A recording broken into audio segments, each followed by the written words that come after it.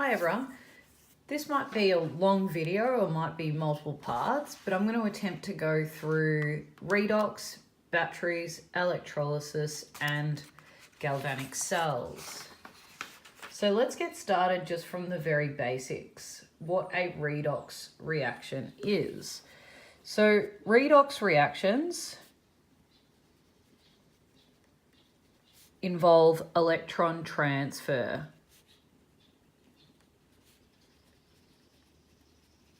This is different to acid-base reactions, of course, because acid-base reactions involve proton or H plus transfer. So in a redox reaction, you have electrons going from the reductant to the oxidant. So electrons are flowing in that direction. So the reductant reduces the oxidant. The oxidant is therefore reduced by the reductant. And the reductant will be oxidized by the oxidant. So the oxidant is their role, what they're doing, whereas this is what's happening to them. Okay, so let's have a look at an example. Copper 2 plus zinc solid produces copper solid plus zinc 2 plus. As you can see here, the electrons have actually gone from the zinc to the copper because the copper's charge has gone down. And the way you can actually talk about this is through oxidation number. So oxidation number is doesn't have any physical meaning, but it's to propose a charge on a species to keep track of where the electrons are going. As you can see here, it actually has a charge of 2 plus. So the oxidation number of copper here is +2. The oxidation number of zinc is 0 because it's a free metal. Copper here is 0, and also zinc 2 plus is +2 here. So the way you would provide evidence for this is you would say copper 2 plus is reduced as it goes from oxidation number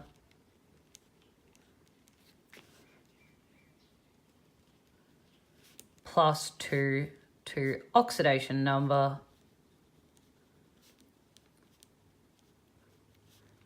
and 0, and therefore has gained electrons. Okay, so that's where you have oil rig. Oil rig is talking about oxidized and reduced, not reductant and oxidant. That could confuse you. But anyway, rig is what's happening to copper, which is reduction is actually the I, gain of electrons. And of course, oxidation is loss of electrons, and that's what's happening to the zinc because it goes up. So when you're talking about what's being reduced, it's really important to talk about the species that is gaining electrons. But if you're talking about what is the reductant, it's a different story. You are talking about zinc. Is the reductant as it gives electrons to copper 2 plus.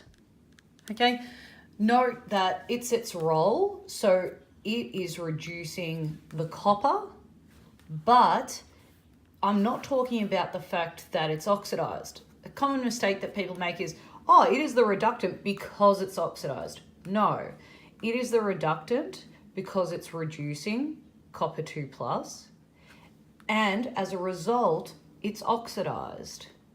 Okay? please note that even though we write them out as separate oxidation and reduction equations, they need to occur simultaneously. So I'll give you just a couple of examples of oxidation numbers. But if you want more examples, there is a, if you want more examples, there is a few videos that you can look at, which would be the link above this video. But if we just start by looking at the periodic table, it gives us a lot of information about what the oxidation number of a species could be. Try and get that whole thing in.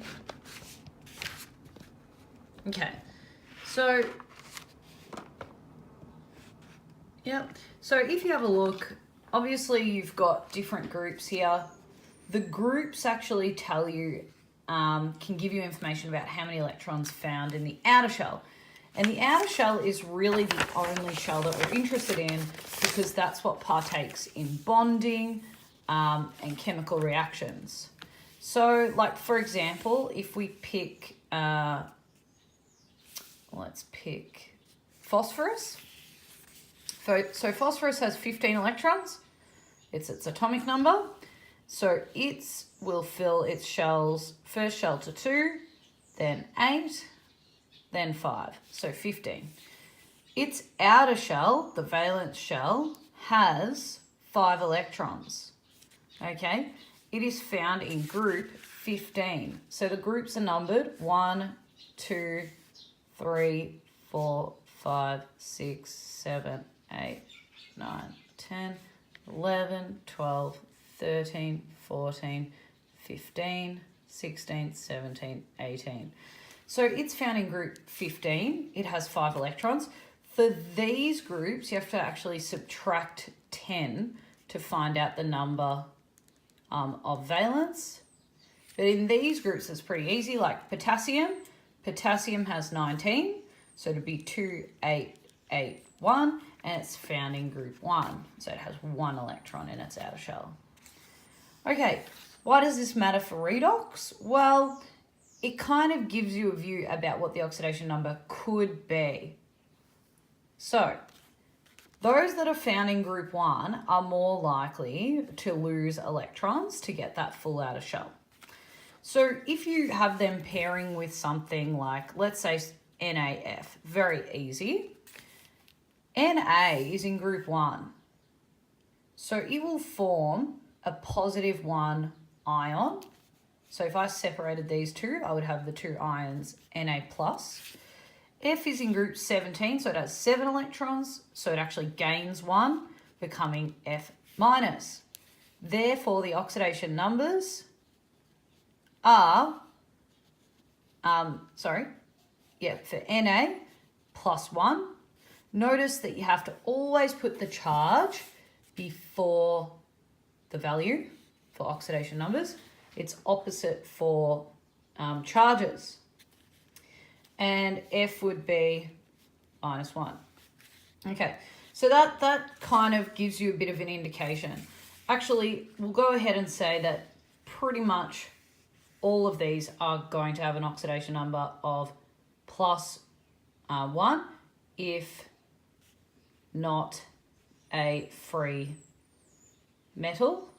What we mean by that is, like, if you've just got sodium solid, that still has an oxidation number of 0, okay? So if they are bonded with something else, we're saying that it's more likely to lose an electron to that other thing in an ionic bond. These won't form covalent bonds, so actually it does make a lot of sense. Similarly with these 2s, they will be +2, okay? Transition metals are difficult. Transition metals, you tend to look at the other species and then work out the transition metal later because they can have quite varying oxidation numbers. And then let's have a look at this side. Now, you actually start from this end. That's a lot easier because these are the more electronegative ones. These are the ones likely to have the fair share of the electrons. So here, they're likely to be -1, but you can't really do that throughout The reason being is because fluorine, when you get to this side of the periodic table, you tend to have covalent bonding, okay? Non-metals on via covalent bonding where they're sharing electrons. So if you have, the two metals are not going to share electrons. But if you have fluorine and chlorine sharing electrons, let's have a look. They could, because fluorine has 7 electrons in its outer shell, so I'll draw those out. Chlorine actually has 7 electrons in its outer shell as well. And they're actually going to form a single covalent bond, because if they form a single covalent bond, they both have 8 electrons now in their outer shell and they're happy. But there's not going to be an equal sharing.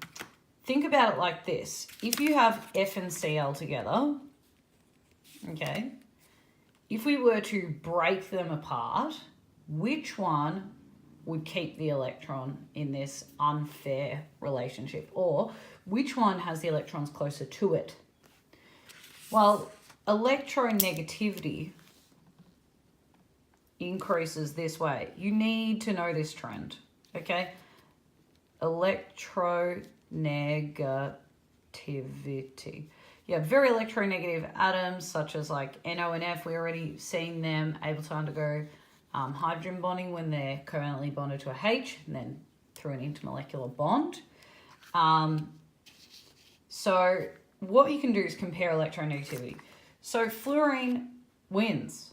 So it will actually be -1, meaning chlorine is +1. But, that's not always the case, because if you have HCl, Cl wins. HCl. Cl wins, so it's -1 and H is +1. But if you have Na and H, it's very different again, because Na is actually very weakly electronegative. So it is +1 and H is -1. You can see this change. And that's how you're going to learn all of the exceptions if you use these basic principles of electronegativity. All right, we'll do NH3, for example. NH3, you will have N winning, so that'll be the -1. And H is almost always +1. Where it's not +1 is when it's with a metal hydride, because it wins compared to the metal. Takes the electrons. But you usually see it undergoing covalent bonding. Also, H in H2 gas is 0 because it's a free element. But this is where you get the total. Now, something that kids do all the time is we'll say, what is the oxidation number of hydrogen here? The answer to that is +1. It's not +3. You have 3 hydrogens all together being +3, but actually each one is +1. Okay, I do a little total at the bottom though because it helps, because all together needs to equal 0. Okay, and on this side you have -3, so the oxidation number of nitrogen here is -3. Okay, if we do one just quickly with a transition metal. Okay, something you need to know, and I think that it's huge, is polyatomic ions. I would actually go ahead and say, write out a whole list of them, the ones that you need to remember. If I just Google polyatomic ions, a huge list comes up. But let's go through the ones that you need to remember. So I would say you even need to remember their names, okay? Bare minimum. So write it out, memorize it, stick it on the fridge, whatever. Well, you probably won't look at it on the fridge. So I would say you need to know nitrate, and you need to know their charges as well. Polyatomic ion, It's when you have a lot of atoms, or more than one atom, sorry, in an ion. But it is a single thing. So you're not going to break this up. When you have ionic bonding, you have a cation bonded with an anion. Okay, you only have one cation with one anion. Let's just take a really complex example. K2Cr2O7. Kids get confused. They think, oh, is it Cr by itself and O by itself and K? No, it's always a type of cation with a type of anion. And the way you can tell is through knowing your polyatomic ions. Like, I know that there is a polyatomic ion dichromate,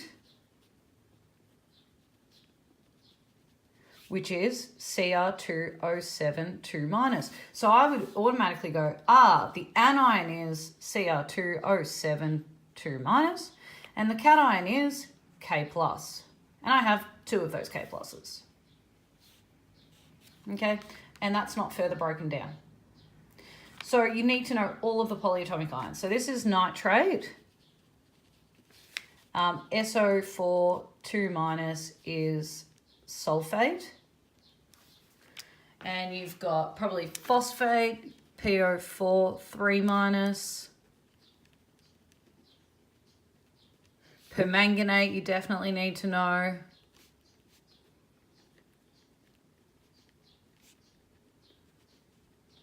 Okay. And, oh, that's an A. And ammonium.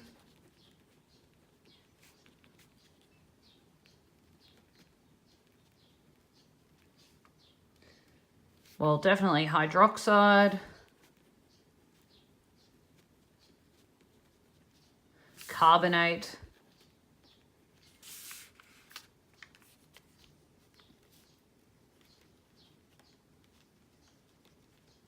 Etc. So really just get to know those. They can really help with oxidation numbers, because I'll show you right now. Let's say you've got, you know, Mg brackets. Oh, I don't know if that'll be soluble. All right, let's say you've got NaMnO4. Okay, so sodium permanganate. It can be difficult. You can do it without splitting it up. You can just say that you keep the transition metal for last. Sodium must be +1. Oxygen must be -2. Well, it usually is, group 16. And the total has to equal 0. Oxygen's -8, +1, +7. Okay, or you could have done it by splitting it up, and you know that it goes into Na plus and MnO4 minus. So MnO4 minus has to be a total of has to be a total of -1. Oxygen's -2, so again -8, so +7. So you get the same answer, and this would be +1. Okay. So that's pretty much oxidation numbers in a nutshell. As I said, if you want more examples, go to the video. So working out whether or not you have redox reactions using oxidation numbers. Give you a couple of examples of that. So let's say you've got we'll do an organic. Okay, we'll say that we're combusting ethanol. So, and I won't do it molecular, I'll do it structurally for the ethanol to make it a little bit easier to work out the oxidation numbers.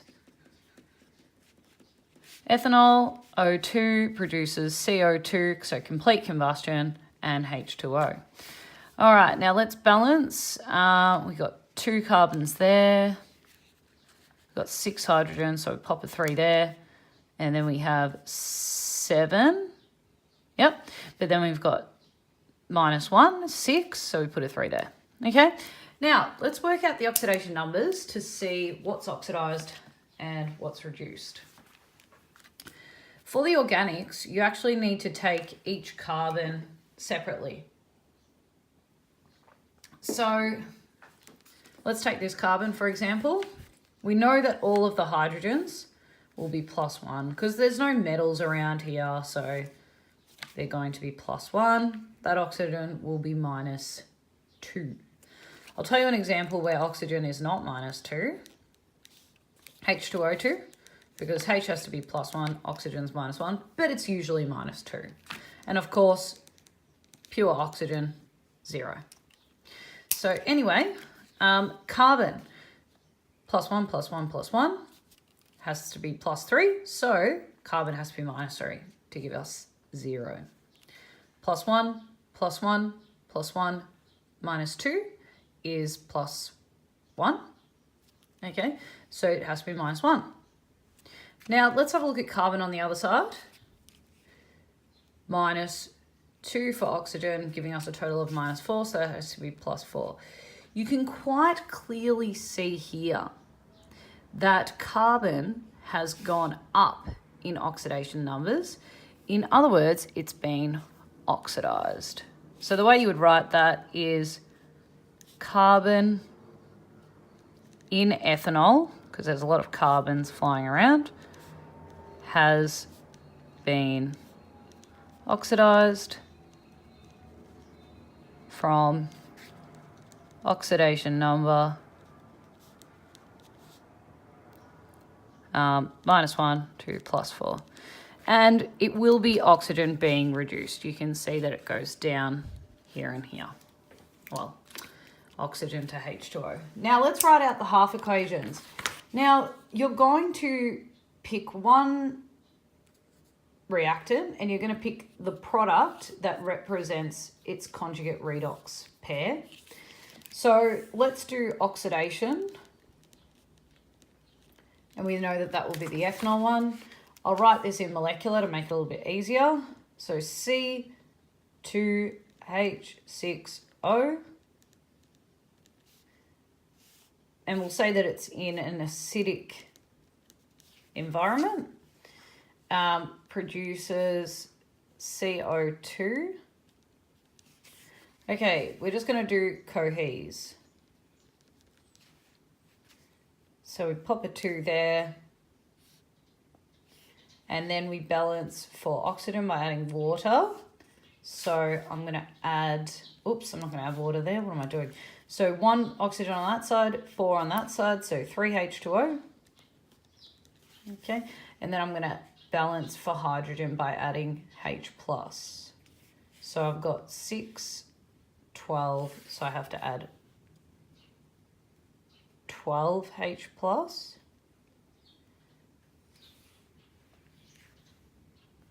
Okay.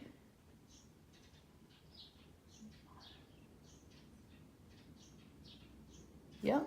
And then I'm going to add electrons. So I'm going to add 12 electrons to balance for that charge.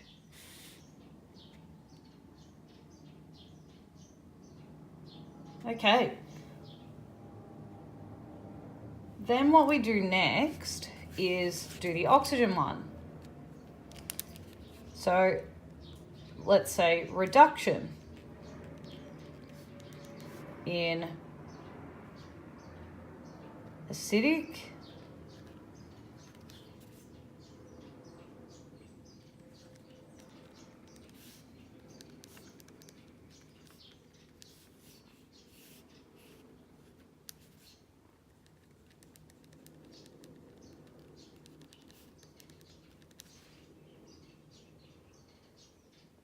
Okay, now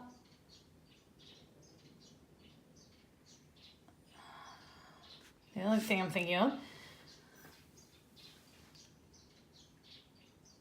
okay, all right, so that makes a lot of sense now. No, I was just looking at the oxidation numbers. Because we've got -3 and -1 on this side, that gives us -4 as a, sorry, that gives us -2 as an average. It's always harder with organics. But because we've got -3 and -1 here, we have -2 as an average for carbon. On this side, we have +4. So it has lost 6 electrons, and we have 2 carbons, which have lost a total of 12 electrons. I always double check with the oxidation numbers. And oxygen goes from 0 to -2, which means that it gains 2 electrons, and it's actually gaining 4 because you have 2 of the oxygens. Perfect. All right, now if you were to write the overall, you know that you would have to multiply this one by 3 to equal 12. And if you just quickly do that, let's add them together.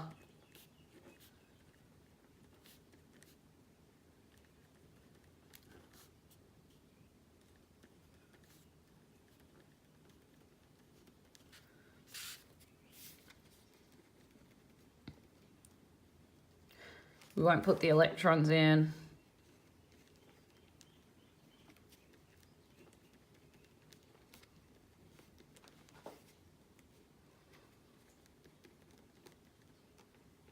Okay, and cross out hydrogens because they appear on both sides. Cross out the waters, but leave 3 on that side. And excellent. So they're adding up. All right. Now, quickly, we will do it also in a basic environment because you need to know how to do that. Now, I will just add it to here at the bottom. I'll change these both to basic quite quickly because for basic, all you do is have an extra step where you add OHs to balance the H+. So I will just change it to basic now for both. All right. Now, what you're doing is you're adding 12 OH minuses, but you have to add it to both sides because you can't just have OHs going to one side. So we cross that out and that turns into 12H2O. Okay. And on this one, you've got 4 hydroxides on both sides. Okay. Cross that out and write 4H2O. All right, now you're actually cancelling your H2Os. It's getting a little bit messy here, but I hope you can actually read it. I may rewrite it actually. So what have I got? Okay, first of all, I've got 2 C2H6O plus 3H2O here, 12 there, so it's a net on that side. So 12 hydroxides produces 9H2O plus 2 CO2 plus 12 electrons. And on the reduction one, O2 plus net of 2 H2O coming in and produces, plus 4 electrons, produces 2 H2O plus 4 hydroxides. Anyway, if we times this by 3, the hydroxides would now cancel out. You would have 3 waters on I